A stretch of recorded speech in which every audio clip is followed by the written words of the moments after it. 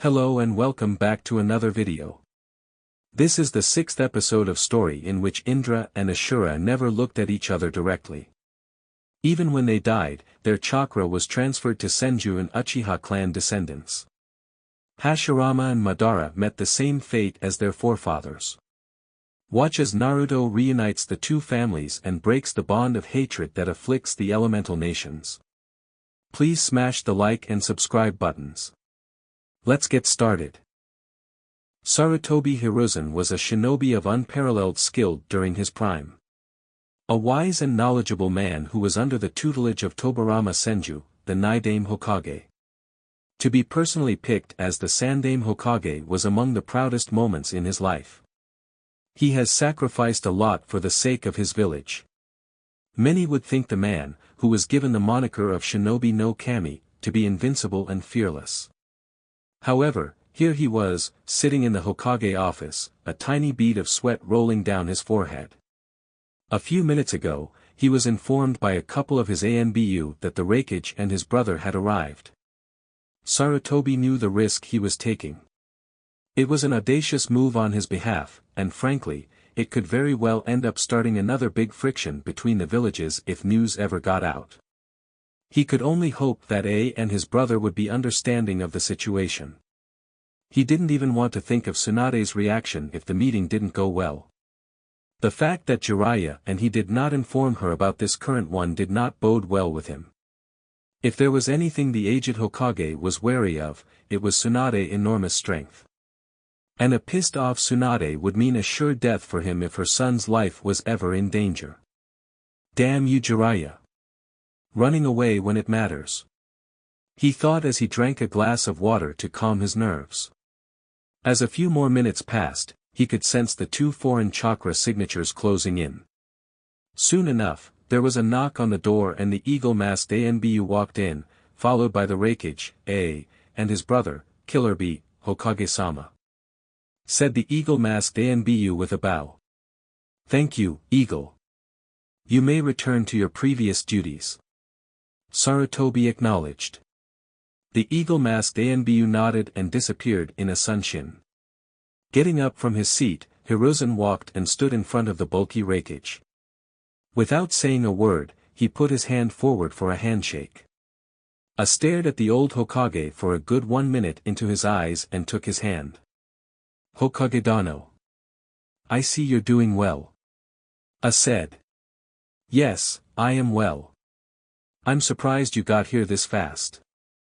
I assumed you would take another day or so. Hiruzen said. The matter was of the utmost importance. So, we had to get here as soon as possible.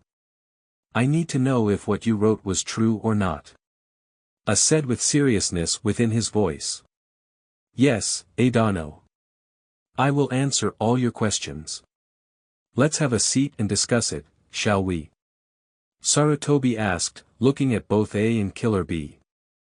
As the two brothers sat on the chairs in front of the Hokage's desk, Sarutobi walked back to his own chair and sat down. He glanced at the two brothers seriously before making a hand seal and activating the privacy seals within the office. What I'm about to confirm to you is a very well-guarded secret of Konohagakure. I'm sure you know what would happen if anyone else got wind of his son's existence. Sarutobi said as he looked at the Hokage straight in. His eyes gravely. At that moment, saw a glimpse of why the man before him was regarded as the strongest shinobi. Though old, Hiruzen still had it in him to go toe-to-toe with the current Kages and come out victorious. I understand Hokage Dano. To this day, I haven't forgotten what Minato did for my brother and me.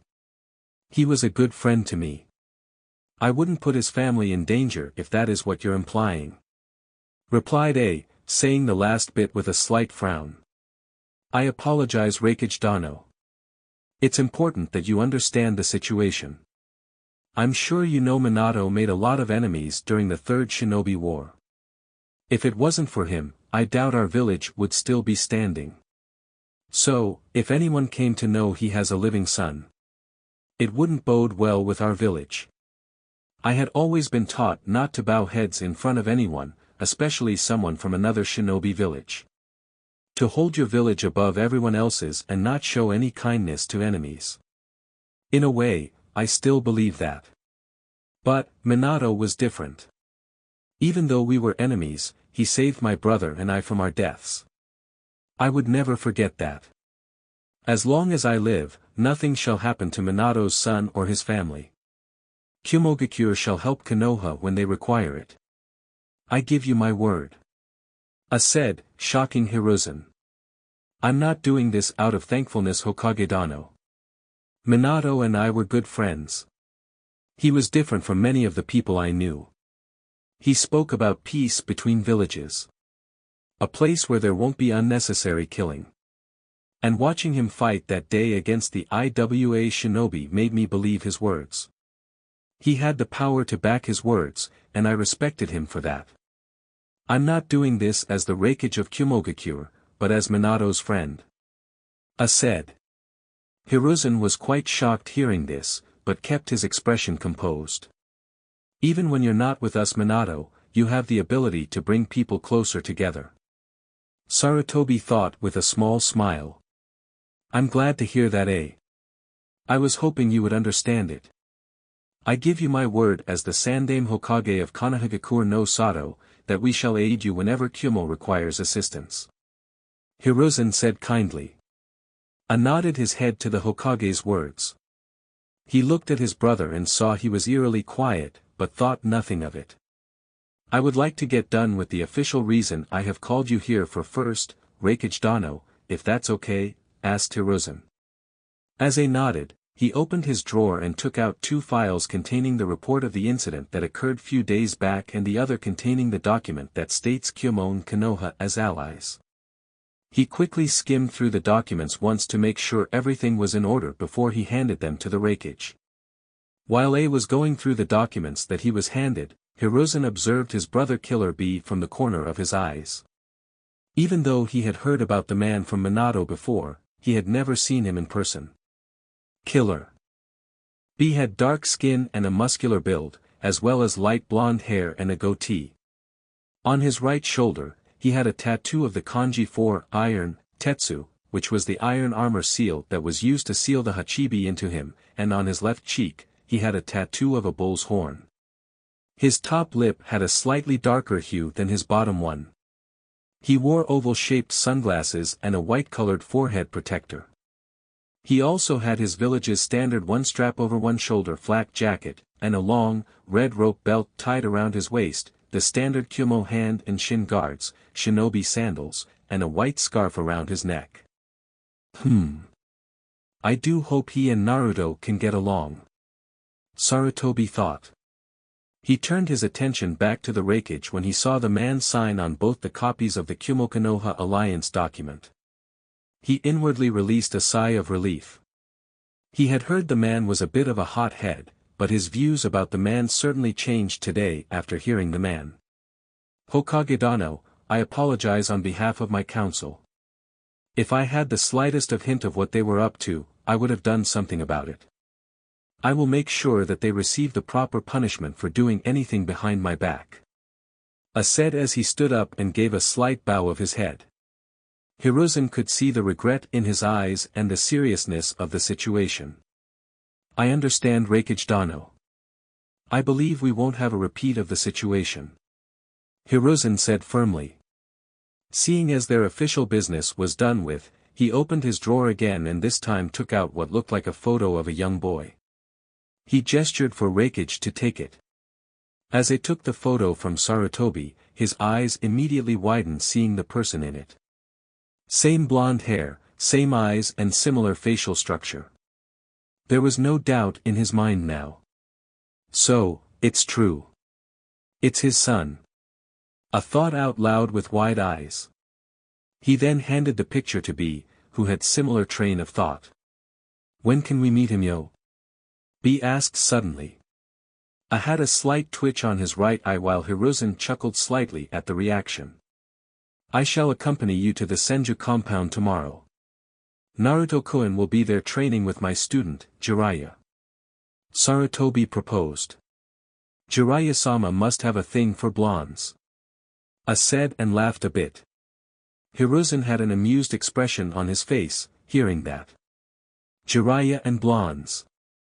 Ha! Never thought about it that way. Getting up from his seat, Sarutobi walked to his window. He stood there for a few seconds gazing at his village. Although A and B couldn't see his face, they were aware he had a serious expression. Reikage Dano? Have you told B-san why it was that I requested you to bring him along? B looked at his brother and saw the graveness in his face. No, I haven't. I didn't want to risk someone overhearing us anywhere. The Sandaime turned back, now facing the brothers. He turned towards the Hachibi Jinchuriki and looked at him again for a good few minutes. He knew there was no point in hiding anything about Naruto now. B was a Jinchuriki and Sarutobi knew he was on good terms with the Hachibi, according to the reports he received from Jiraiya earlier. And Sarutobi was sure the Hachibi would have sensed the Kyuubi's and Sanbai's presence. If not now, then tomorrow definitely. You are a Jinchuriki yourself, B. You know how tough the life of a Jinchuriki is. Hiruzen said sympathetically. Even though B acted as a fool most of the time, he was an astute person and so understood where the Hokage was heading to. Hiruzen saw him raise his eyebrows ever so slightly and the surprised look on his face. He was glad that the man wasn't so eccentric as he looked. You don't mean? B asked. He turned to his brother and saw him nod his head. You are right in your assumptions, B. Naruto is also a Jinchuriki. Minato sacrificed his life to protect Konoha by sealing the Kyuubi and the Sanbai within Naruto-kun. The villagers of Konoha have still not gotten over the losses of that night. Since his birth, Naruto has been treated differently by the people. Even though Naruto acts as if it doesn't affect him, I can see it in his eyes. The pain is still there. I was hoping you could talk to him. Sarutobi asked and saw the man smile. We Jinchuriki got to stick together. Don't worry, I will speak to Naruto. B said as he punched his left hand in the air, making a yozine. Again, A's right eye twitched seeing his brother's behavior. Hiruzen's sweat dropped at the eccentricity of the situation but said nothing. It's getting late, Reikage Dano. I will ask my ANBU to escort you to the hotel where you can stay the night. Tomorrow morning, I shall walk you to the Senju compound, where you and B can talk with Naruto-kun. Hiruzen said as he flicked his wrist and two ANBU suddenly appeared in front him. Eagle, Nico, escort Reikage Dano and Killer B to the Konoha's Grand Hotel. Their rooms have already been booked. Ordered Hiruzen. The Sandaime then bid farewell to the Reikage and his brother, as they left the Hokage's office and head to their hotel for the night. Next morning, Senju compound. It had been nearly 2 days since Naruto had fought with Sasuke. He still couldn't get it out of his head. He felt slightly sad and understood now why Sasuke reacted that way. Even if Sasuke never told it to him openly, they both shared a deep bond. Ever since the day they met, one could tell what the other was thinking. They were each other's first friend, best friend and brothers in all but blood. His young mind often wondered if they were brothers in their previous life and then promptly removed those ideas from his mind. That wouldn't possible, right, he thought often. It had also been 2 days since Naruto had started on his elemental training. His Ka-chan and Jiraiya were indeed slave drivers when it came to training and studying these past few days. He was extremely excited when his mother found out the notes left by Hashirama Senju on the Mokuton Kekkei Genkai. However, the training wasn't going as well as he had expected it to be. Even though he could now soak the leaf and crumble it almost instantly, he found the futon and raiton nature transformations to be quite troublesome. He was aware he could use the Kage Bunshins to speed up his training, but he wanted to go through all the hard work on his own. Though he was young, Naruto possessed a sense of morality, which greatly impressed the two Sannin. Despite his limited advancement in futon and raiton chakra nature transformation, Naruto showed great talent in Suiton and Doton nature transformation. He was overjoyed when he was told that he shared the same high Suiton affinity to his great-granduncle, Tobirama Senju. Although he wasn't on the same level as him yet, with years of practice, Jiraiya was sure that Naruto could rival the Nidaime. Yesterday, Naruto learned and performed his first Mokuton Jutsu and he couldn't stop smiling the entire day. In a way, he felt closer to his great-grandfather. Both possessed something special, which none in their family ever did. It was the Moku Bunshin no Jutsu, wood clone technique. These are clones that are created by using chakra to alter the user's own cells into vegetation. The clones can be as simple in function as a wooden dummy for use in the Kawarami no Jutsu or completely mobile and able to perform jutsu. Also, by directly touching the wood clone with his hand, the user can change the shape of the clone. They can travel far from the user and are able to communicate with the original. Moreover, since the Moku Bunshins can merge with plants and trees, it is also great for reconnaissance missions. It was around 2 in the afternoon and Naruto was lying on the grassy fields of his gardens in the Senju compound. It had been his daily practice now. A few laps around the compound, some physical exercises and a taijutsu spar with his clones. Earlier, he normally fought with his Kage Bunshins, since he learned the Moku Bunshin no Jutsu yesterday. However, he realized it was far better to spar against the wood clones. Unlike the other clone techniques, the Moku Bunshin doesn't disappear and takes damage to a certain degree. Naruto also started meditating more often as a way to keep his chakra calm and to become more in control of it. As he was idly lying on the ground, he suddenly sat upright when he sensed his Jiji, Sarutobi Hiruzen, along with 2 other chakra signatures. He tried to sense them more clearly and was amazed at the sheer size of their chakra. While one's chakra reserves were almost close to his Jiji, the other one's was almost close to his own. Ever since he unlocked his chakra, he knew he had enormous amounts of chakra in him. It was inhuman to possess that much amount, however, he did. He understood the reasoning behind that when he met the Kyubi and the Sanbai. Hachibi. What is he doing here? Thought Kyubi and Sanbai simultaneously. Naruto, the Hachibi's Jinchuriki is here, said the Kyubi seriously. Hachibi. Why would he be here in Konoha? Naruto asked, confused. How are we supposed to know, said the Sanbai irritatingly. Just be careful. The Jinchuriki seems strong. Stronger than you at your current strength, advised Kyubi. Okay. I will keep that in mind, replied Naruto warily. He got up from the ground and walked inside the house to find his mother.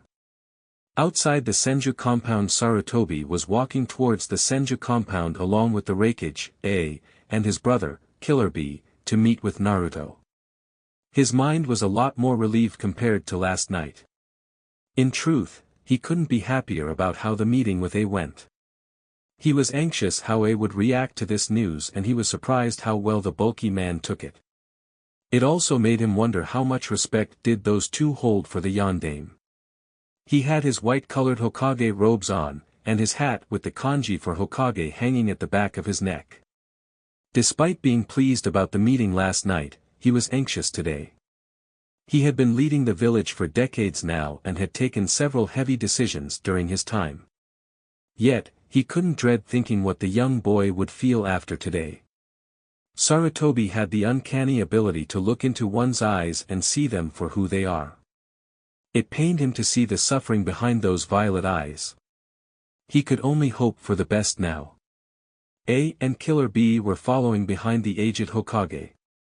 If one were to look closely, they would see a small scowl etched on the Raikage's face. The reason for this being his brother, Killer B. Earlier in the morning, both were escorted to the Hokage's office, where they met with Tsunade and Jiraiya to further discuss the terms of the treaty between their 2 villages. Well, it was mainly A discussing with Hiruzen, Tsunade and Jiraiya, while B was busy staring at Tsunade's impressive bust. There were times when Hiruzen had to hold her back to smack the Hachibi Jinchuriki into oblivion.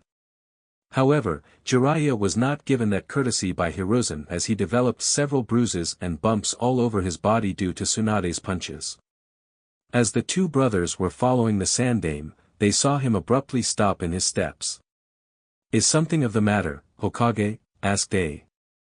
Clearly not glad that they stopped so suddenly. "Before you meet Naruto-kun, there is something important you must be made aware of, Raikage Dano," Sarutobi said calmly as he turned around to face them. By now, they had already passed the main streets of the village and were on the northeast side of Konoha. This part of the village only housed the Senju compound, which was to the right of the Hokage monument. "What is it?" asked the Raikage.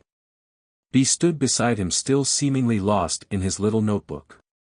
However, despite that, he was listening to the conversation attentively. "As I told you last night, Naruto's true heritage is a matter of high security in our village. Once he goes outside the village, he will be targeted by people as he is the heir of the Senju clan. To protect him from his father's enemies, neither Naruto or anyone else without proper clearance was made aware of his father. So, I would request you not to bring up Minato being related to Naruto-kun in front of him," said the Hokage seriously. "I understand, Hokage. I figured as much," A replied with equal seriousness. "Now if that is all, I would like to go meet the kid for myself," he said. "Of course. Just wanted to clarify the matter before everything," Sarutobi said, albeit a bit grievously as he continued walking towards the gates of the Senju compound. Without any further ado, all three of them walked inside the Senju compound and towards the main house that was in the middle of it. Within main house of the Senju compound, Ka-chan.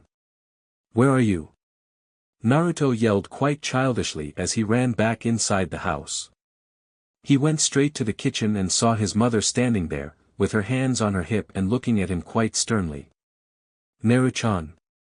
What did I tell you about yelling and running inside the house?" Tsunade asked as she tapped her foot on the ground. She narrowed her light brown eyes at him slightly and had to stifle in a giggle when his eyes watered a bit. "Boo. But Ka-chan," Naruto said slowly as he rubbed his moist eyes slowly with his little fingers. That instantly melted her heart and she scooped him up in her arms immediately. She patted his back softly and kissed him on his forehead lovingly. "Naru-chan. You're a big and strong boy, now aren't you?" she asked in a motherly tone. She moved her hand along his hair as Naruto gave her a small nod. He felt so relaxed and comfortable in her arms, he did not even remember what he had to tell her. He closed his eyes with a content sigh and just stayed in her embrace for a while. Tsunade then put him down on the ground and saw him pout slightly. It warmed her heart at how much he loved her and she was certain she couldn't go a day without seeing his bright smile. She too got down to his eye level and asked, "Now, what is it you were calling me for, Naru-chan?" "Oh. Yeah. I almost forgot. I felt Gigi's chakra along with two other people. They are coming here," Naruto said matter of fact. Tsunade cursed herself for almost forgetting about their talk in the morning. She was also slightly worried due to the discussion she had with the others this morning. She glanced at Naruto and saw how innocently he looked at her. She was starting to feel sorely worried in her heart. However, she knew that it was time for her son to know the truth. "I know, Naru-chan. Why don't you go get changed and come down? You wouldn't want to be all smelly now, would you?" she asked gently. Naruto gave her one last hug before he ran upstairs to his room. "I hope you can forgive me, Naru-chan," Tsunade thought as she went to the living room and sat on the couch. A few minutes later, she heard the knock on the door and knew they were waiting outside. She got up and quickly walked back to the entrance of the house. As she opened the door, she found her sensei, A and B standing on the porch. "Sarutobi-sensei, Raikage-sama," Tsunade said as she glanced distastefully at the other man standing beside it. B was feeling quite nervous under her stern gaze and had a few beads of sweat started to roll down his forehead, but he kept himself composed. "And B-san, do come inside the house. Naruto-chan just went to change his clothes. He will be down in a while," she said, as she averted her gaze from the Hachibi Jinchuriki. Hiruzen casually walked inside the house, while A bopped his brother on the head once, as they too followed the Sandaime and Tsunade inside the house. They all went to the living room and sat down on the couch. Hiruzen was sitting beside Tsunade, while A and B sat on the opposite couch. The door leading to the gardens at the back was partially open, which allowed the fresh air of the late January afternoon to breeze into the room. "Where is Jiraiya, Sarutobi-sensei?" Tsunade asked. "He isn't here. I haven't seen him since the meeting in the morning. He will come here soon, I suppose," Sarutobi assured her. Nodding her head, she turned to the two brothers who were looking around the room. She saw B trying to steal glances at her and chuckle awkwardly. She gave him an extremely stern gaze again, which made him whip his head in another direction. "Damn perverts everywhere," she thought furiously. "When will he be coming, Tsunade-sama?" A asked as politely as he could, which still sounded somewhat arrogant to her. However, she disregarded that. Before she could say anything, footsteps could be heard coming down the stairs. A promptly stood up from the couch and turned towards the stairs, which were straight ahead of him. He felt a sense of déjà vu seeing the mop of golden blonde hair walking downstairs with white color t-shirt, navy blue colored pants and a high-collared dark green haori. The violet-colored eyes, same as him, and the facial structure similar to him, yet oddly resembling Tsunade's a bit, A noted. "GG." Naruto said happily as he waved to him. Hiruzen sighed again, hearing his grandson-like figure calling him that for the 1000th time. Despite that, he smiled at him warmly. The little boy then went and sat beside his mother. Tsunade patted him on the head a few times, which made the blonde boy smile. Naruto glanced at the other two people in the room and gave them a small smile. "Naru-chan, he is the Yondaime Reikage of Kumogakure no Sato, and the other one is his brother, B-san," Tsunade said, pointing to the two men. Naruto's eyes widened a bit hearing that he's the Reikage. He narrowed his eyes slightly at him, which did not go unnoticed by the Reikage. However, he kept his calm in check, knowing they were guests in the village. "Hello. I'm Naruto Senju. Pleased to meet you," Naruto said politely and bowed before him as a sign of respect. Tsunade and Hiruzen smiled, seeing the boy greeting the Reikage with proper manners. "No need to lower your head, boy. I'm the Reikage," he said. He saw him narrow his eyes at him and smirked inwardly. The boy has guts. He was also pleased with the boy knowing how to speak to his elders and felt nostalgic looking at his face. It reminded him so much of the Yondaime. "Hi Reikage-sama," Naruto replied. He turned to his other brother and felt the enormity of his chakra. "He is the Hachibi Jinchuriki Naruto," Kyubi said. Mentally nodding to the fox, Naruto looked at him for a few seconds longer but eventually smiled at him. "Hello B-san," Naruto greeted jovially. Getting up from his seat, B walked towards Naruto. He put his arms forward making a fist. Naruto looked at the man before him quizzically and wondered if he was supposed to do something. "Bump your fists with mine, yo. This is how we become friends, Naruto," B said. Naruto looked at the man before him awkwardly but bumping fists with him. He wondered if B knew about him being a Jinchuriki or if other Jinchuriki could sense another Biju's chakra. "They can't sense mine or Sanbai's chakra. Your Mokuton keeps our chakra suppressed. I'm surprised by the raw potential of your Mokuton, it surpasses even Hashirama's," Kyubi said, surprising Naruto with the information. Naruto could feel B's emotions and he knew the man felt extremely glad to have met him, intrigued and felt sympathetic. B leaned in close to his ears and whispered, "I can see it in your eyes, Naruto. You and I are the same." Naruto looked him in the eyes and gave a slight nod, which was only seen by B. Now, Naruto was sure B knew about him being aware about the Kyuubi and the Sanbai. But he knew it wasn't because of the Hachibi sensing the two Bijou inside him. Rather his mother or Jiraiya Aji-chan or Gigi must have told him.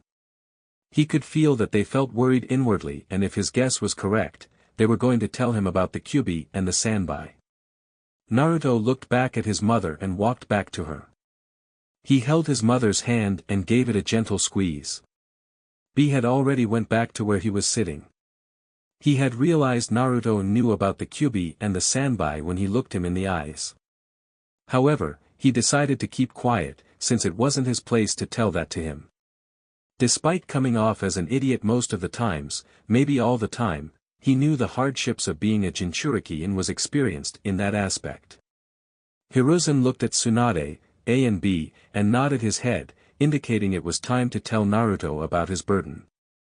Tsunade stood up and walked to the corner of the room, then went through a couple of hand seals and pressed her hand on the Senju clan symbol that was drawn there, activating the privacy seals within the room.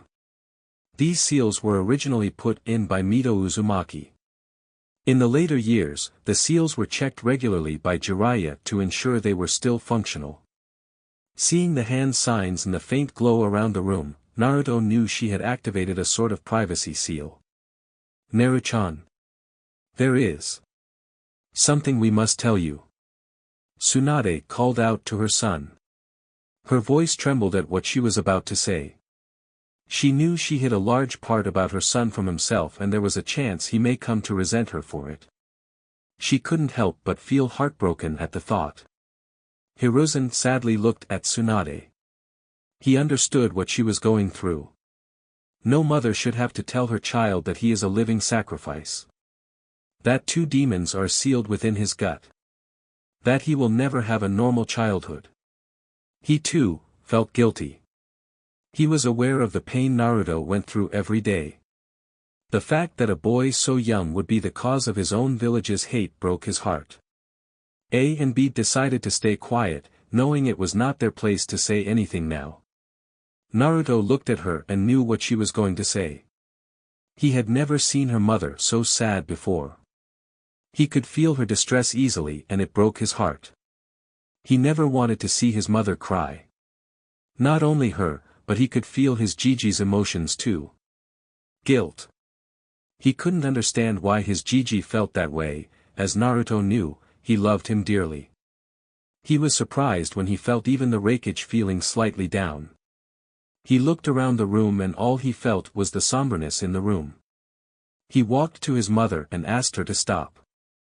He put his small hand on her cheek and wiped away the tears that were about to fall from her eyes. Gazing into her eyes with all the love he had for her, he said 7 words that made her realize something very significant. I love you, Ka-chan. I always will.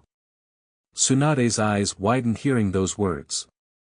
Oh, how much she wished to hear that from him and how light her heart felt. Naruto smiled softly, seeing her face. He slowly walked back to the center of the room and closed his eyes to take a deep breath. Everyone stared at Naruto, not knowing what he was about to do. Kyuubi, can you give me some chakra? Naruto asked seriously. Having felt what Naruto was going to do, Kyuubi passed on a minuscule amount of his chakra through the seal to Naruto. B smirked, sensing Kyuubi's chakra ahead of everyone else. Opening his eyes, everyone stared into his red eyes with black slits instead of his usual violet ones. The potency of Kyuubi's chakra could be felt by everyone within the room. Tsunade, Hiruzen and they widened their eyes seeing Naruto, as he was surrounded by a thin shroud of red chakra now and almost fumbled in their position. I know about the Kyuubi and the Sanbai. I know that they were sealed into me by the Yondaime Hokage. Naruto said calmly. Tsunade panicked seeing Naruto surrounded by that foul chakra and immediately moved towards him. Seeing his mother come at him, Naruto promptly moved aside. Ka-chan. Don't worry. I know what I'm doing. I have spoken to both Kyuubi and the Sanbai.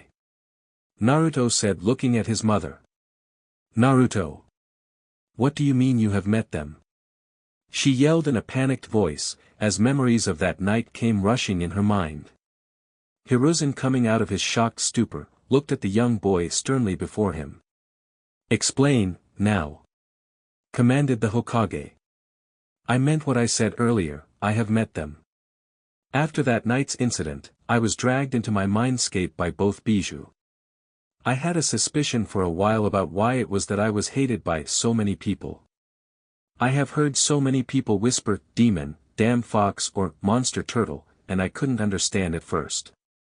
But then during mediations in my training, I could feel two chakra sources inside myself that were a lot more potent, larger and different than my own," said Naruto, seriously looking his mother straight in the eyes. Everyone in the room flinched a bit when Naruto told them about what the people spoke about him behind his back. Hiruzen felt extreme guilt at his own villagers' behavior and a slight panic, wondering if the seal was weakening, while Tsunade felt anger building up in her mind. Naruto let go of the chakra cloak as he felt his mother's and Gigi's emotions. "The seal is not breaking. Kyubi told me about the seal and how it works. Even though Sanbai still seems mad about the fact that he was sealed again, he doesn't seem to hold any hate towards me. The Kyubi talks to me regularly and he is nice. He talked to me when I felt bad about killing that shinobi. The Bijou are not what the humans think they are. The Bijou are not bad. They are just misunderstood. I consider both to be my friends," Naruto said to everyone. Tsunade and Hiruzen relaxed slightly hearing that, but were still on edge. "This child. Tsunade. Is it him?" thought Hachibi in awe. Surprisingly, it was B who stood up and walked to Naruto. He stood beside him and smiled, looking at the young blonde. "Naruto is right. Hachibi works with me, yo. He is great. Bakayaro Kanayaro." Killer B said. Tsunade ignored the last part, and for the first time, she looked at the man differently. She knew he was the Hachibi Jinchuriki and was the only one who could understand her son on a different level. "Do you hate me, Naruto?" Tsunade asked quietly. "You are my Ka-chan. I can never hate you. You are my favorite person in the world," stated the blonde happily. Seeing Hiruzen's gaze at him, he turned to the aged Hokage. "Neither do I hate you or the Yondaime Hokage, nor do I hate the villagers of Konoha. I understand what the Yondaime did. He was the greatest Hokage of Konoha, and someday I will surpass him and all the other Hokage," Naruto said passionately. Hiruzen couldn't help but smile proudly at the boy. Though young, he was understanding and forgiving.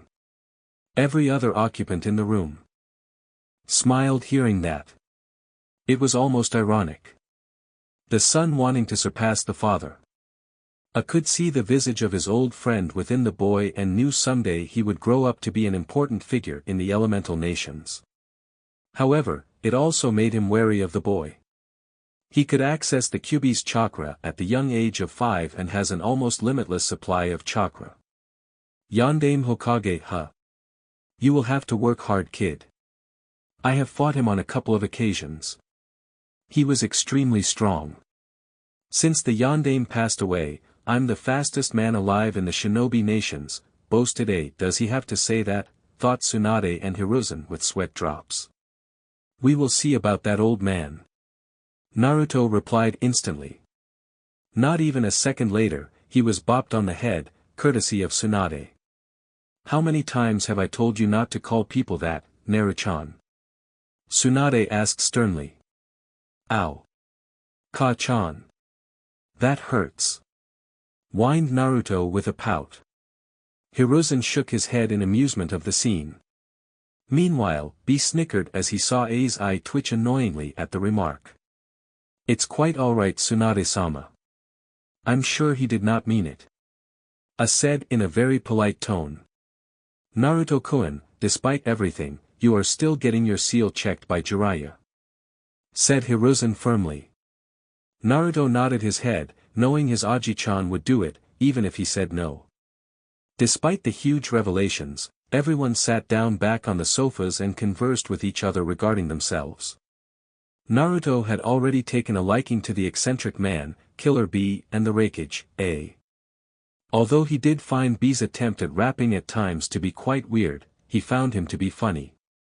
Naruto was made aware of the fact that Hinata was not kidnapped on the Hokage's orders and was glad about it.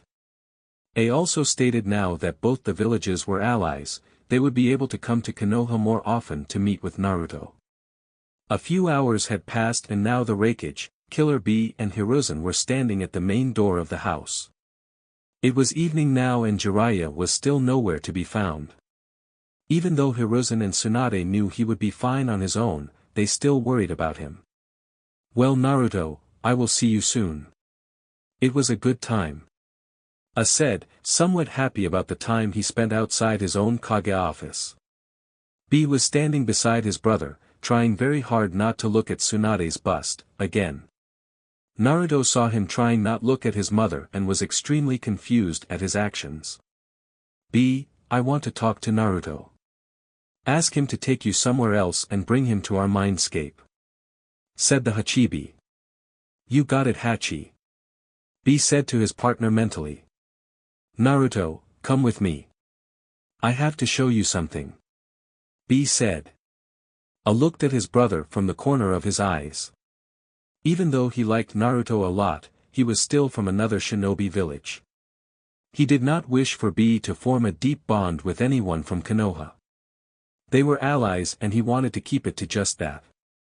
Naruto too wondered what he had to show. Nonetheless, he took B to the gardens at the back. As they sat on the ground, B put his right hand forward, making a fist like before. "Close your eyes and bump my fist," said Killer Bee. Thinking nothing of it, Naruto closed his eyes and bumped his fists with the Hachibi Jinchuriki. He immediately felt a pull in his mind and opened to find himself in an open hall with water on the ground reaching till his ankles. He looked behind himself and was surprised to find Kyubi and Sanbai, both still in their cages. He was confused as to where he was when he heard a voice from behind. "Hello Naruto." As Naruto turned around, he saw a giant looming figure of an octopus-like creature. It had 4 long horns on its head and had 8 tails on its lower half which resembled the arms of an octopus. It was extremely massive, dwarfing entire forests and towers over large rock formations and buildings and matching a giant squid in size. The lower left part of its horns was permanently sliced off in a battle with A. It also had a muscular upper body structure, with a hunched back similar to a bison, arms with spiked protrusions on the elbows, and hands with opposable thumbs like that of a human. Naruto realized he was looking straight at the Hachibi.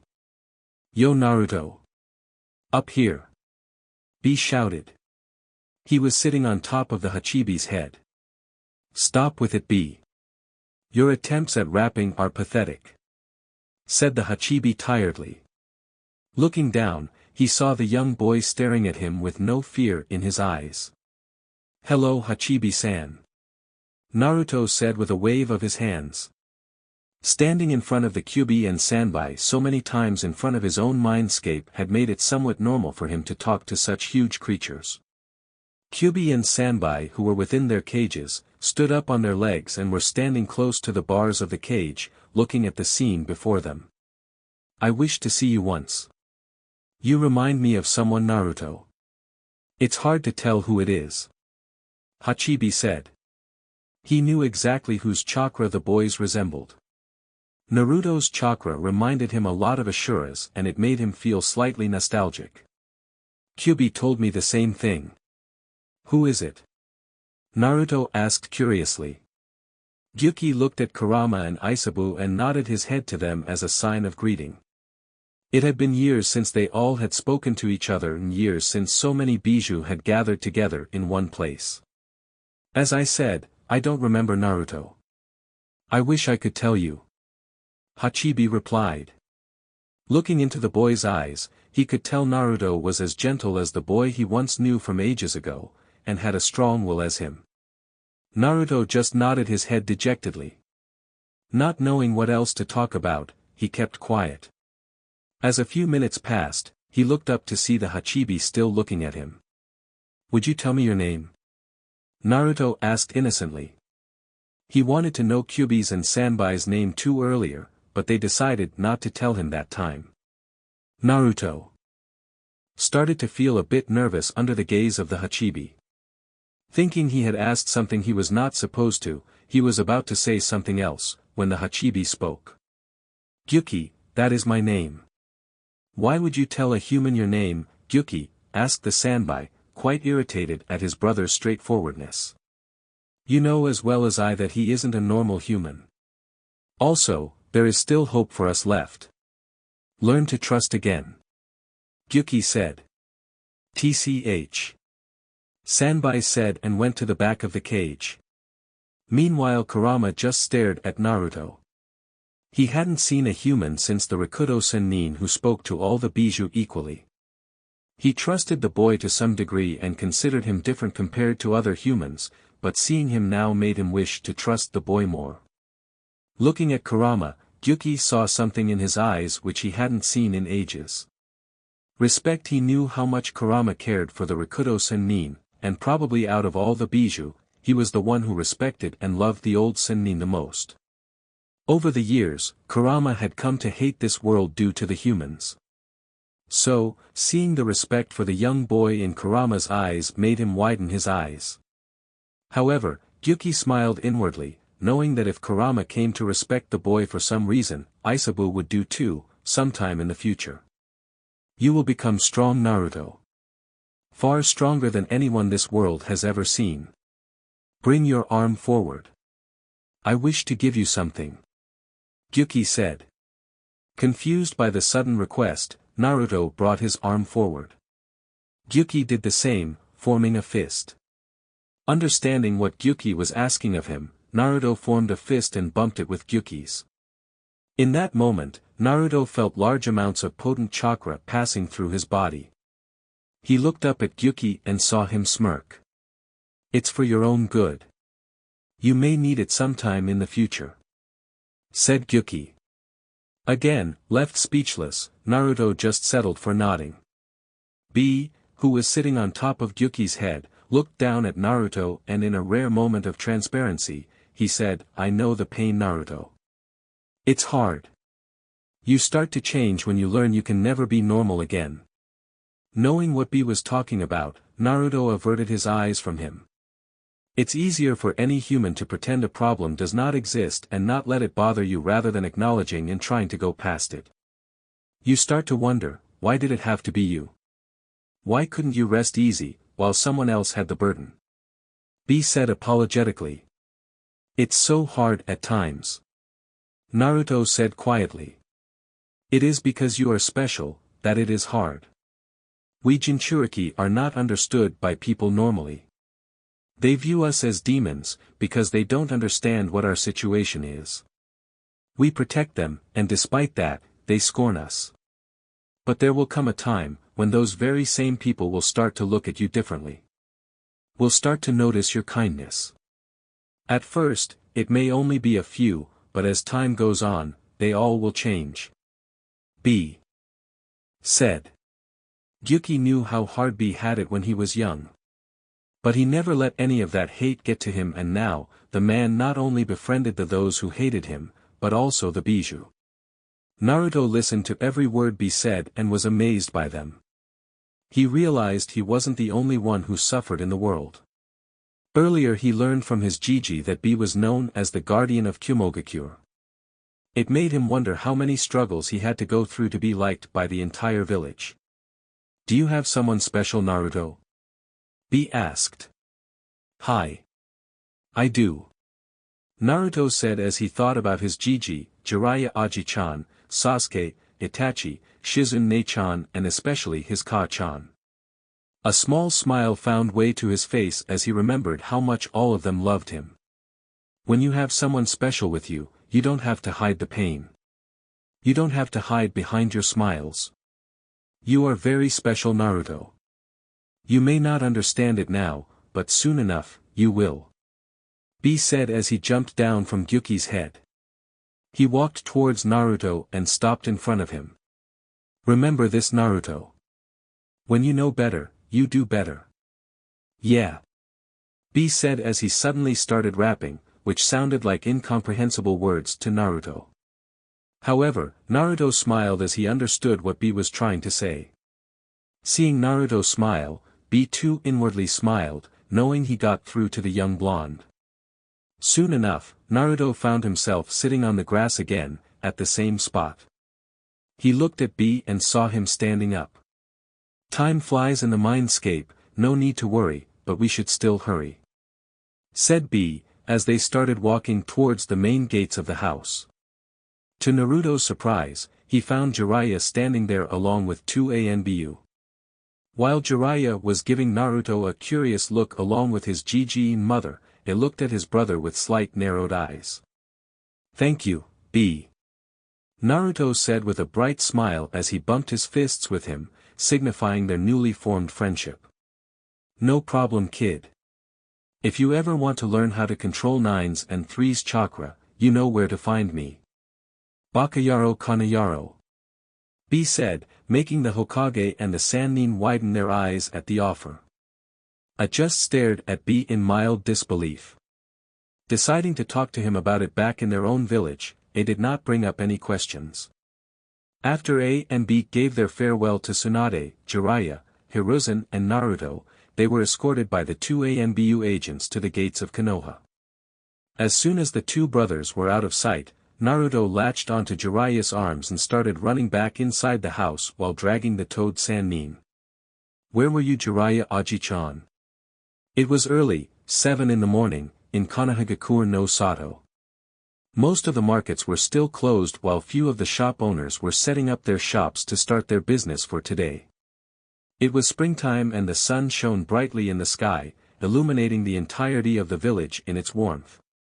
The trees seemed rejuvenated with the freshness that this time of the year brought, and the flowers bloomed aesthetically. Amid the almost empty streets of the village, walked two boys. While one's hair was blonde, as bright as the sun itself, the other one's was raven, as black as the dark night sky. Both boys were almost the same height, with the raven-haired one slightly taller. While the blonde one was 4 feet 5 inches, the raven-haired one was 4 feet and 6 inches. Naruto Senju, the blonde, wore a plain white t-shirt with dark blue pants. Over his t-shirt, he wore a grass-green colored haori, similar to his mother, Tsunade Senju. The raven-haired one, Sasuke Uchiha, wore dark black pants, accompanied by a high-collared navy blue colored t-shirt adorning the symbol of the once thriving Uchiha clan. The people around them looked at the two boys sympathetically as they walked towards the Konoha Academy. Every day, the civilians and the few shop owners around would watch the two walk the same path without saying as much as a word to one another. As the two neared the academy, Naruto averted his eyes towards the sky and wondered how things had changed so drastically. So much had happened in the last 2 years with both him and Sasuke, it felt unreal to him. The events had left an everlasting scar in both their minds. However, Naruto felt more saddened that he couldn't be of any help to Sasuke in his time of need. About a year and 7 months ago, the Uchiha clan had been wiped out, with only Sasuke and Itachi as the remaining survivors. However, what's worse was that it was Itachi who killed off the entire clan and left Sasuke alive because he considered Sasuke to be weak. That very same night, Itachi deserted the village and was now considered a missing ninja. Naruto had felt the storm of troubles and doubts that had settled in Itachi's heart a few months before the massacre took place, but never in his wildest dreams had he thought of this outcome. Ever since he came back, he had noticed a change in Sasuke. To others, Sasuke may appear to be the lone survivor of the Uchiha clan, a grieving child, but Naruto knew better. There was a chilling sensation in Sasuke's demeanor, a coldness that took over his heart, and it scared him. Even though the two were the best of friends, their relationship was much more complicated than a mere friendship. Sasuke never spoke to anyone in class apart from Naruto and had his mind focused on exacting revenge against his family. Naruto knew how much Sasuke loved his family, and for him to watch his parents being killed by his brother right in front of his eyes, must have been appalling. Upon entering the academy, Naruto and Sasuke headed towards the class where they had been studying for the past 2 years. The class normally began at 8 in the morning, but the two always came early. As the two entered the classroom, they took their regular seats on their desks, which was the fourth desk in the right row. They sat quietly, waiting for the other children and their sensei to arrive. Both Naruto and Sasuke were the top students in their class but had different views on the academy. While Naruto viewed the class as a place where he could meet his friends, learn more from his sensei about being a shinobi. A place where he could try to feel normal again, Sasuke considered the academy to be useless in his opinion. What they were being taught was something he already knew and had practiced it over and over when he started learning on how to be a shinobi at the age of 4. Everyone in academy knew Sasuke and Naruto were leaps ahead of every other student, and to them it wasn't a surprise with the two being heirs of the founding clans of Konoha. The classroom was large and had high ceilings. It was believed that larger classrooms lead to more expansive learning between the students. The classroom had a blackboard and in front of it was a podium where their sensei normally stood. Naruto looked towards Sasuke and saw him gazing out the window. He often wondered what went on inside of Sasuke's mind after the Uchiha clan's massacre. He tried talking to him about it, but Sasuke had always been slightly stubborn. Always wanting to keep his troubles to himself, always wanting to do everything by himself. However, Naruto never pushed him too hard. He knew, when the time was right, Sasuke would divulge it to him. They were brothers after all. They would always go through everything together. Turning his head, Naruto stared at his right hand, which was now covered in bandages up to his elbow. A small frown etched on his face as he remembered that night, which led to his right arm being how it is today. Flashback 8 months ago. Moving his head to the right, Naruto barely avoided the palm thrust that was aimed to his left cheek.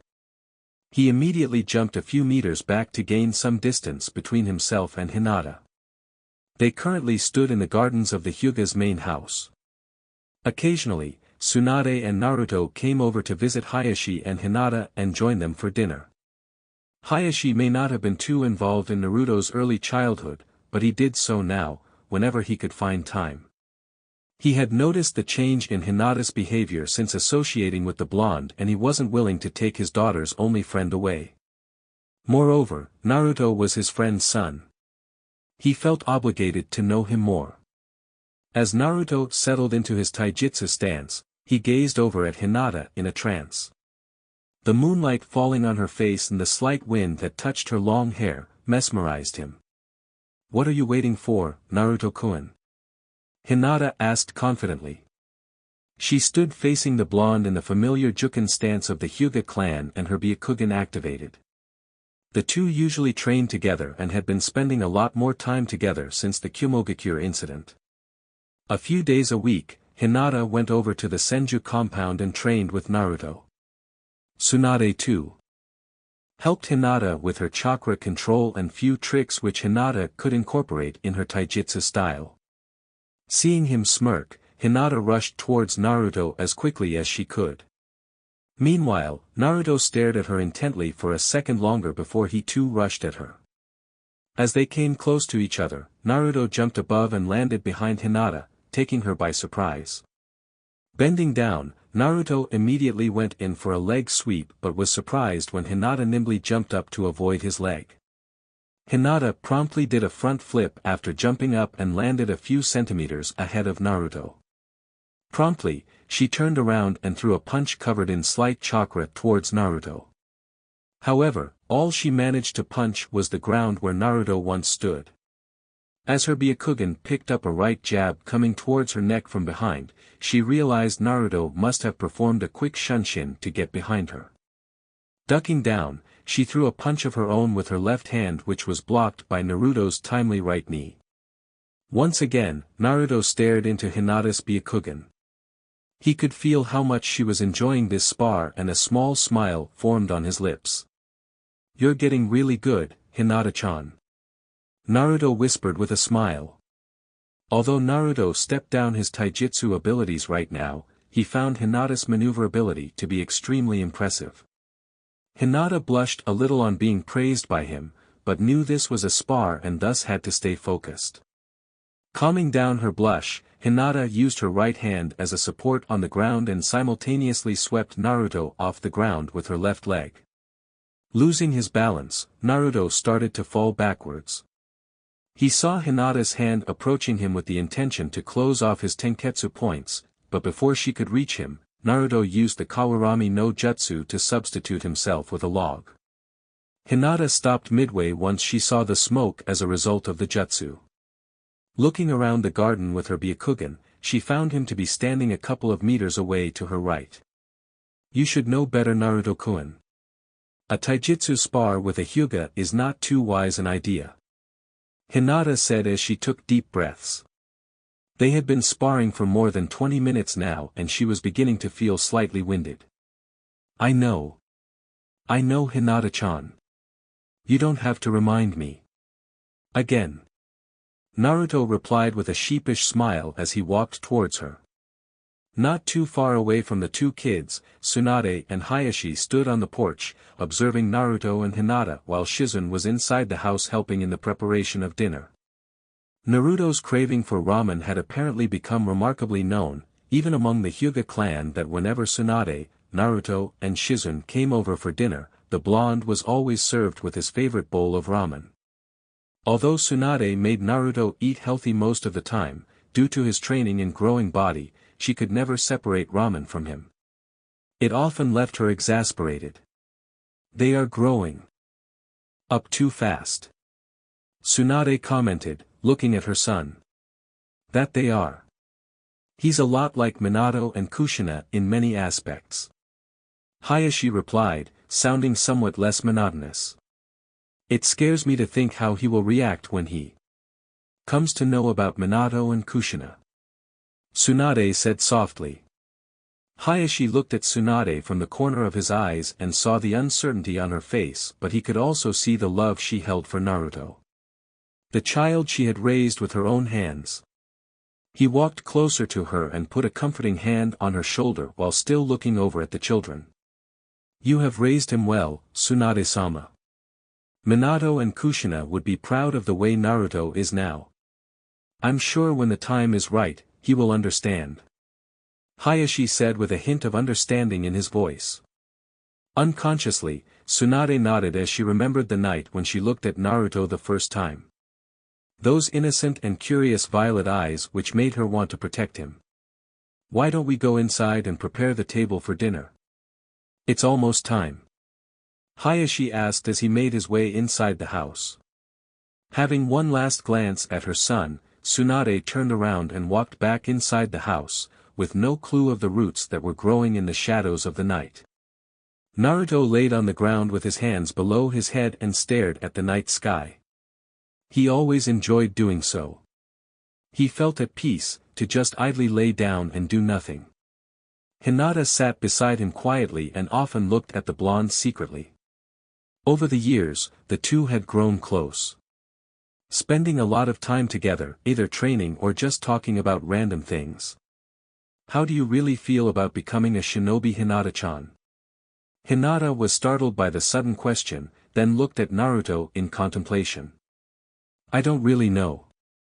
Tsusama often told me it's much different outside the village compared to what they teach in academy. So, I hope I can live up to his expectations. Hinata said as she looked down at the grass. Naruto saw the slight gloomy look on her face and sat up. When he put both his hands on her shoulders lightly, Hinata promptly looked at him and her cheeks turned a little red, looking at his comforting smile. It will be okay, Hinata-chan. Don't worry so much. We will pass the academy and become great shinobi. Naruto said cheerfully. Hinata's face turned a further shade of red and she was glad it was slightly dark outside, so Naruto couldn't see her properly. The broad-leaved shrubbery gossiped softly with the wind, as it brushed against Hinata's lavender hair, making them fall over her face. The purple hair band she was wearing suddenly came loose and flew over behind the bushes. Hinata got up from her place to go and get it, but was stopped by Naruto. I will go get it, Hinata-chan. You should sit. You look a bit tired. Naruto offered. As Naruto walked behind the bushes, he looked around but couldn't find it immediately. He looked in between the bushes and sighed in relief as he found it stuck in there. However, before he could grab it, he heard a small shriek which alarmed him. Getting back into the open immediately, his eyes widened as he saw a trembling Hinata with a kunai held at her neck. He looked at the two shinobi behind her and knew they were Anbu. But the white masks they were wearing confused him, since he had never seen it before. "Make one wrong move and she will be dead, I assure you," stated one of the shinobi. "Please. Please, don't do it," Naruto whispered quietly. "I have no intentions in doing anything, as long as you comply with our orders," said the shinobi again. What do you want?" Naruto asked warily as his right hand took out a kunai from his back pocket. He saw the tears drop from her eyes as the shinobi holding the kunai pressed it more closely to her neck and his hand started to shake slightly. Before he could do anything, he saw two more shinobi arrive and stand beside the other shinobi who were standing behind Hinata. "We would like you come with us quietly. Make no mistake, come quietly and she will not be harmed." Calculating the options he had in his mind, Naruto dropped the kunai on the ground. He sensed their chakra signatures and realized he wouldn't be able to take on all of them, even if he tried. All of them possessed more chakra than normal Anbu and had to be skilled enough if they got past the Hyuga security guards. The two new shinobi walked towards Naruto and placed at least 7 to 8 sealing tags on him. Looking around his body cautiously, Naruto realized instantly that they were chakra suppression seals and the fact that he couldn't communicate with the Kyuubi or the Sanbai any longer worried him. The shinobi holding the kunai to Hinata's neck, jabbed her on the neck lightly and the last thing she saw was Naruto disappearing along with the other shinobi. A few minutes later, Shizen came out to call Naruto and Hinata back inside for dinner but stopped mid-step when she found an unconscious Hinata on the ground. She immediately ran to her and checked her for any injuries. She looked around herself and found no sign of Naruto, other than a kunai that was on the ground a few meters away. Her eyes widened in horror as she realized Naruto must have been taken by someone else. "Tsunade-sama. Tsunade-sama. You have to come out here quickly," Shizen yelled frantically. Flashback end Naruto-kun. Hinata called out, as she sat beside him. "Naruto-kun." She nudged him slightly on the side to get his attention, the touch making him flinch slightly. However, it seemed to do the trick as Naruto looked away from his right arm and turned towards Hinata. "Ah! Hinata-chan. I didn't see when you entered class." "Oh. Most of them came already." Naruto finished his sentence slowly as looked around the now filled classroom. He looked at the clock beside the blackboard and saw it was around 7:35 a.m. now. "I spaced out again," Naruto thought. Sasuke looked at Naruto from the corner of his eyes and sighed as he saw the blonde flinch again. He knew Naruto still had trouble interacting with people ever since he came back, especially when someone touched him. There is so much suffering in this world," Sasuke thought as he once again looked outside the window. Before Naruto could say anything further to Hinata, the doors to the classroom suddenly opened and two girls came running in and stopped abruptly. "Ha! I win Ino Pig," yelled a pink-haired girl as she took deep breaths. "Who says you won? My foot was at least a few centimeters ahead of yours, forehead," yelled the other girl, who too was a blonde, but a lighter shade compared to Naruto. Every student in the classroom sweat dropped looking at the two bickering girls. It was an everyday occurrence with these two. It was frankly quite annoying to everyone but they opted to stay quiet rather than to indulge themselves in their antics. As the two girls continued to argue amongst themselves, they didn't notice the tall figure that appeared behind them, and thus jumped in surprise when they heard a terrifying voice. "Sakura, Ino. How many times have I told you not to yell in class?" exclaimed Irika, who yet again arrived at the class to a usual scene. "Sorry Irika-sensei," said Ino, the platinum blonde-haired girl, as she bowed her head in apology. Iruka shook his head slightly, knowing this would happen again. "Alright, get to your seats," Iruka stated firmly. "Hi," replied Sakura, the pink-haired girl. Both Ino and Sakura turned around and walked towards their seats. As Sakura walked up the stairs, she looked at Sasuke dreamily, while giving a look of utter dislike to Naruto. Hinata held on to Naruto's hand in a comforting way, not minding the slight flinch coming from him, knowing he didn't like being looked at that way. "Get lost, Sakura," Sasuke said coldly as he saw her staring at Naruto. Sakura stopped midway as she heard Sasuke's words. Her eyes watered a little, but no one noticed it. She glared at Naruto one last time and quietly made her to the second-last bench and sat down. Ino, who was walking behind Sakura, sighed, seeing her best friend's behavior towards Naruto. To this day, she never understood why she disliked the blonde. In her opinion, his long blonde hair made him look extremely adorable. As everyone took their seats, Iruka walked to the podium and flipped through the pages of his book, to start a new topic today. He had planned to give the students a mock test today and to continue with the weapons throwing practice and chakra control exercises in the training ground later. While flipping through the pages of his book, Iruka found a topic which he had been wanting to talk about for a while with the students. The three Shinobi Wars and the Hokage. With the recent events that took place in Konoha in the past 2 years or so, he was certain that another war would be imminent if a few more major incidents sparked between the villages. His eyes moved to Naruto and Sasuke and he smiled sadly. To think these two kids had to go through so much at such a young age, Iruka thought. It was a sorrowful thing indeed. Everyone in the village knew about the last Uchiha and the Kumogakure incident Naruto was involved in, along with his 2 months kidnapping. Iruka then looked around the classroom and found most of the students sitting quietly. His eyes turned to the left row and found another usual occurrence. Shikamaru. The Nara heir jumped from his seat and stood groggily. Most of the students laughed at the scene while Shikamaru yawned, further making everyone else laugh.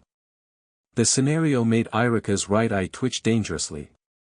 "Yes, Iruka-sensei?" Shikamaru asked lazily. Iruka, annoyed at Shikamaru's lazy habit, curtly asked, "Do you find the classroom to be a place to sleep?" "No, not really," Shikamaru replied as he yawned yet again. The Nara heir found everything around him to be rather uninteresting and thus slept around most of the time. However, despite his lazy attitude, he was probably the smartest person in the room. A trait which all the Nara seemed to share. Shikamaru's attitude annoyed Iruka greatly, that he went on to give a long lecture to the Nara boy about classroom ethics and how a shinobi should behave, and so, most of the time passed by in that one-sided discussion.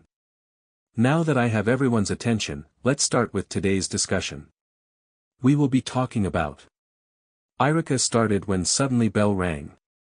Iruka looked back at the clock and cursed himself for losing track of time. In the next few minutes, Iruka informed everyone about the mock exam that would be held today, to which everyone in the classroom groaned. Iruka then came up to everyone and handed the question sheet for the mock test. For the next 2.5 hours, all the students worked on the exam questions. Naruto, Sasuke and Hinata did not have trouble with the mock exam since they had already gone through most of the topics beforehand when they started training at an early age.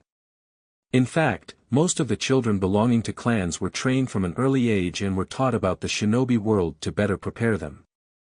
It was the civilian students who had more difficulty due to them not having any shinobi background. Most of the civilians aspired to become shinobi due to the extravagant lifestyle their parents believed the shinobi led.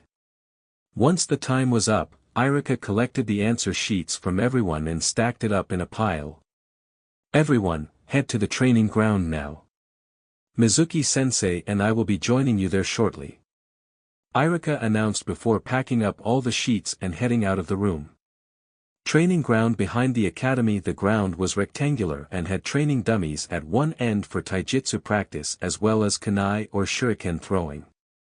In the middle of the training ground, there was a circular ring, where the students fought against each other, utilizing their skills in taijutsu only. All the students had arrived at the ground and formed groups among themselves while waiting for their sensei. The boys stood to the left, while the girls stood to the right. Naruto stood along with Shikamaru, Kiba Inuzuka, Shino Aburame and Choji Akamichi. Meanwhile, Sasuke stood to Naruto's left with his hands folded over his chest. Naruto had become good friends with Kiba, Shikamaru, Shino and Choji during his time at the academy. He found the four to be extremely carefree and someone with whom he could spend time with when feeling extremely stressed. Although he did find Choji's excessive eating habits to be strange at times, he never mentioned it out loud. Naruto was glad no one ever spoke to him about that incident in the park a few years back and accepted him as who he was. He just wished he could be open to them about everything in his life and enjoy their company fully. Sasuke. Naruto called out to his oldest friend slowly. The raved-haired glanced towards Naruto questioningly. Do you want to train after school? I was planning to train by myself at first, but it's been a while since we have trained together, you know. Naruto said. Sasuke closed his eyes briefly and replied apologetically, sorry, Naruto. I got my own training to do. You know how it is. Naruto internally sighed, hearing Sasuke's answer.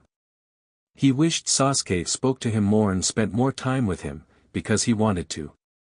But Naruto didn't know where to begin. He still hadn't talked to his Ka-chan, Jiraiya or Sandaime about the events that transpired when he went missing. A few minutes later Iruka came to the training ground along with Mizuki. Naruto never did like Mizuki as he always sensed something dark in him and decided to stay as far away from the man as he could. Everyone. Iruka called out again to gain everyone's attention. We'll have kunai throwing practice now. Mizuki-sensei will be handing you the kunai which you will be throwing. You have to aim at the 10 vital points that are marked on the training dummies. The first 3 students will be Kiba Inuzuka, Shikamaru Nara and Shino Aburame. Mizuki announced. Good luck guys. Naruto cheered as he pushed Shikamaru lightly. Troublesome blondes. Shikamaru said under his breath. Naruto chuckled as he heard Shikamaru say his usual line. Ha! I got this Naruto. Just watch me. Kiba said confidently. Akamaru barked in approval, showing his belief in Kiba. Shino merely nodded.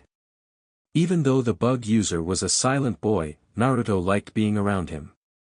Mizuki handed the kunai to the 3 students, who then took their positions 15 meters away from the training dummies. Shino hit 7 of the 10 targets that were marked on the training dummies. Kiba hit 6 out of the 10 targets while Shikamaru hit 5. Naruto shook his head wondering why the Nara never took anything seriously. He knew Shikamaru was capable of much more than he showed. Sakura and Ino both hit 4 of the 10 specified targets, while Hinata hit 8 of the 10 targets. Naruto smiled as he knew how hard Hinata had worked on improving herself in all the training they both did together. You did great Hinata-chan. Naruto exclaimed somewhat loudly. Thank you Naruto-kun. Hinata replied as she poked her index fingers together. Even though she had gotten over her habit of stammering immensely in the past few years, she still fidgeted a bit when Naruto praised her. The other students got their turn eventually and many of them managed to hit between 5 to 7 targets. Finally, the last 2 students remaining were Naruto and Sasuke. Every other student stared at the Senju and Uchiha heirs. To them, it was the rivalry between the 2 clans since the founding of the village that amazed and fascinated them, which they hoped to see in Naruto and Sasuke, the 2 best students of their year. Holding 5 kunai in each hand, Sasuke stood calmly as his eyes looked over at all the spots on the dummy that were marked.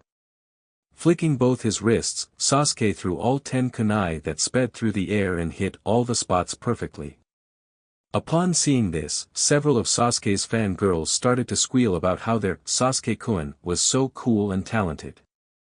These fangirls were another thing which annoyed both Naruto and Sasuke. Wherever they went within the village, a bunch of these girls would be following either of them always. To this day, Naruto was surprised as to how Sasuke managed to ignore so many of these howling girls and maintain his calmness. Naruto cringed even more when he heard Sakura proclaim how her Sasuke was the best thing in the world. He shook his head in annoyance, wondering that these are the girls who are supposed to be the future of Konoha. Well done, Sasuke. Iruka applauded, expecting no less from him. Get this over quickly. I can't stand listening to them. Sasuke whispered as he passed by Naruto. The blonde couldn't help but chuckle a bit at Sasuke's plea. As Naruto went ahead to Mizuki to get the kunai, he saw the man giving him an odd look. Keeping him out of his mind, Naruto took the kunai from Mizuki. Damn demon brat. Mizuki thought irritatingly. Mizuki was among the still few shinobi in Konoha who despised Naruto for containing the kyubi and the sanbai in him.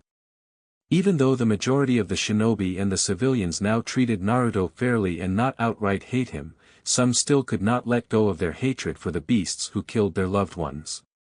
You can do it, Naruto-kun. Naruto-kun is cool. My Naruto-kun is the best. Naruto heard many of the girls yell and sighed. He wished these girls could look past their childhood fantasies and get their minds on reality. Unknown to Naruto and the girls who were cheering on for the blonde, Hinata was mildly glaring at the fangirls. Damn hussies. Who do they think they are, she thought irksomely as she tapped her foot on the ground. Ignoring all the idiotic yelling, Naruto focused his mind on the targets that were marked on the training dummies. Taking a deep breath, Naruto released the 5 kunai held in each of his hands swiftly. In the blink of an eye, all 10 kunai hit the marked spots on the dummy. Naruto glanced towards Iruka once and saw him nod ever so slightly. Seeing as his work was done, Naruto walked back to his friends and stood beside Hinata and Sasuke. Both Naruto and Sasuke live up to their family's heritage. This batch will sure be different compared to the previous ones and the coming ones. Iruka thought proudly. Over the years, Iruka had become especially close to Naruto, even coming to view him as a son of sorts. Initially, even Iruka viewed Naruto to be nothing more than a nuisance or a demon in disguise. But his views on Naruto changed as he observed him over the past 2 years. The way he interacted with students around, his kind and helpful nature, surprised Iruka. Even though the blonde had gone through so much in his short life, Iruka saw how Naruto was always willing to help other people. After marking everyone's performance in his notebook, Iruka walked up to the class. Alright everyone. That's it for today. You may all leave now. Iruka stated. As soon as Iruka said that, most of the students went running out of the training ground, glad that the school was over for today. Sasuke and Naruto looked at each other before the raven-haired walked out of the academy and shunshined to the Uchiha compound. Kiba, Shikamaru, Choji and Shino too headed out of the academy after they exchanged their goodbyes with Naruto and Hinata, while Ino and Sakura went to the Yamanaka compound. I will see you tomorrow, Hinata-chan. I have training to do at home today. Naruto said as he turned to Hinata. Hinata felt slightly sad that she wouldn't be spending any more time with him, but she understood. She too had noticed the change in Naruto when he came back after those 2 months. She had promised herself to become stronger so that she could protect those she cared for.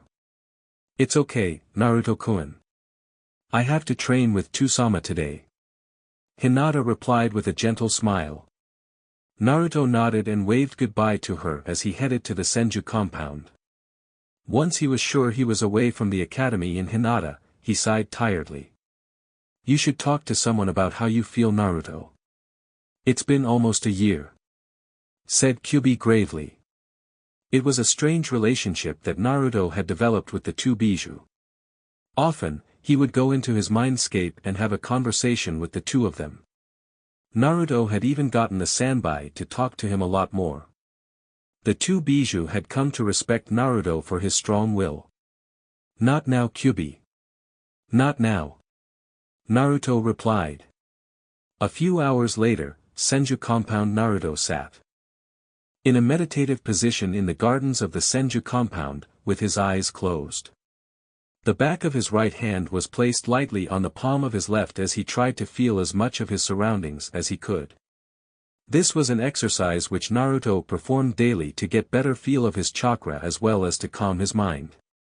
He still had nightmares and sudden flashbacks of his time when Danzo and that other man experimented on him. Meditation and training helped clear his mind, most times.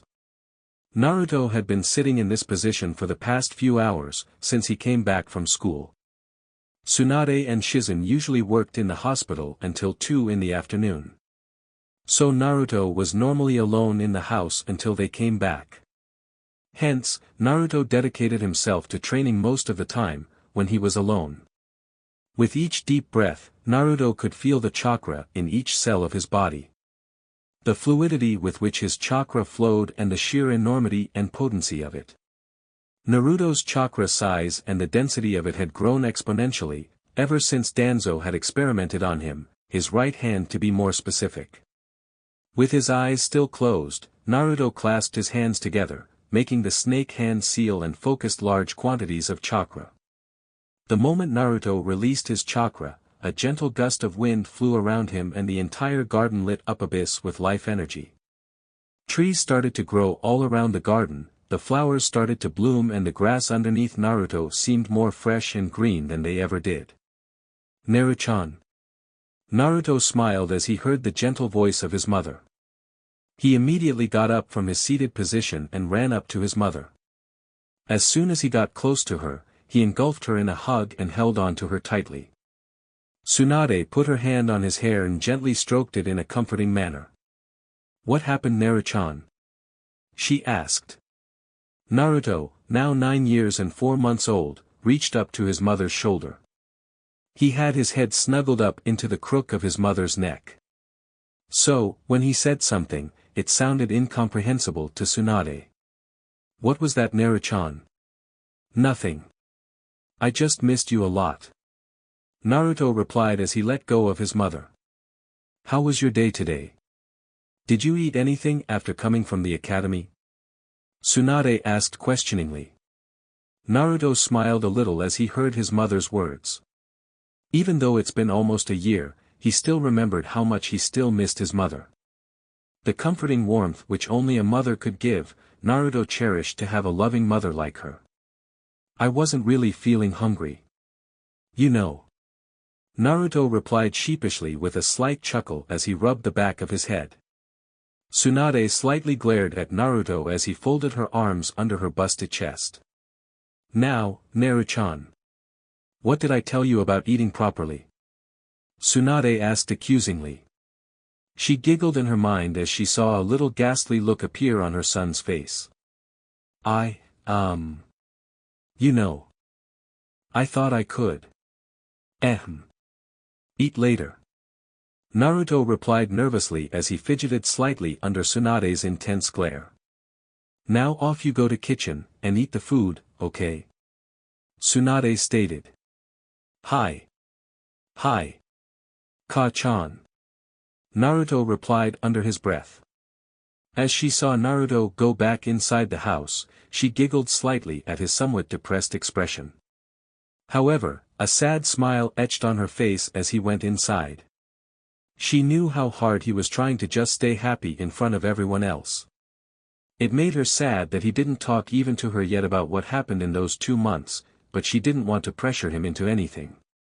She turned around and again just stared at what Naruto could do at such a young age. She remembered when her grandfather used to show his skills with Mokuton when she was young. It was surprising to see how far advanced Naruto was in controlling the Mokuton Kekkai Genkai. She doubted if her grandfather was this good at his age too. Amazing, isn't it? Yes. Tsunade replied absently. How is he doing? Still the same as before. He doesn't want to talk about it, Jiraiya. Tsunade said with a sigh. Give it some more time. He'll come around. Jiraiya said casually. Tsunade knew that behind that casual tone, was a person who worried a great deal about Naruto. "What brings you back after 3 long months?" Tsunade asked. "The situation in Tsunagakure and Kirigakure is not looking good. I have to talk to Sarutobi-sensei regarding Konoha's relation to theirs in the future." Jiraiya replied wanly after a brief pause. He wished he could stay in the village more often and spend more time with Naruto, but his work as a spymaster was integral to the village's security. Also, I couldn't locate Danzo or Orochimaru yet. He's been always good at evading me, Jiraiya said tiredly. The Toad Sannin had lost much of his respect for his once best friend after Orochimaru had deserted the village. But finding out that the very same person experimented on his godson had infuriated him beyond measure.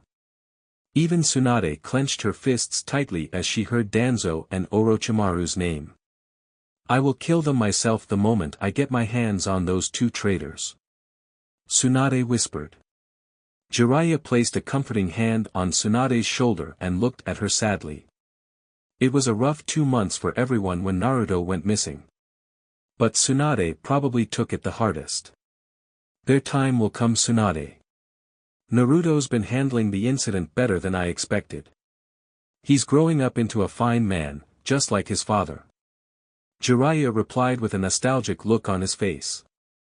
"Jiraiya Aji-chan." Naruto exclaimed happily as he came out again. It had been a few months since he had seen his perverted godfather and he had missed him a lot. Tsunade smiled a little as she saw the delighted smile that came over Naruto's face. It was rare even for her to see him give his true smile to someone these days. "Hey kiddo." Jiraiya waved with a wide smile. "Will you be staying this time, Aji-chan?" Naruto asked curiously. "Sorry, Naruto. I got a lot of work to do outside the village and I just came to talk to Sarutobi-sensei about something urgently," Jiraiya said. Naruto pouted as he heard Jiraiya's answer. Jiraiya walked closer to the blonde and ruffled his hair playfully. "I will be back in a few weeks and then we can spend some time together, okay?"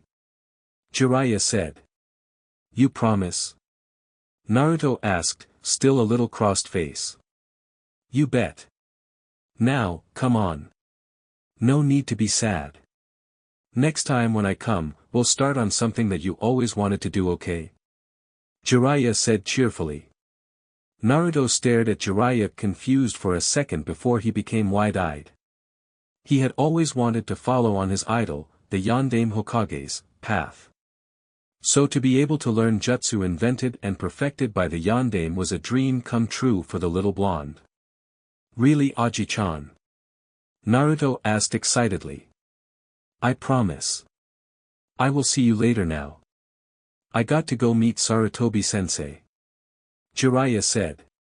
The Toad Sannin glanced at Tsunade once before sunshining out of the compound. "Ka-chan, I am going to Sasuke's house. I will be back in a few hours," Naruto said. "Be back before sunset, okay?" Tsunade said sternly. Naruto nodded his head and ran out of the house to go meet his friend. Tsunade stood in her place as she saw her little blonde sunshine go out. She wasn't overly worried now as she knew there were ANBUs following Naruto discreetly at a distance, and with Kakashi being one of them, she could rest easy in her home regarding her son's safety.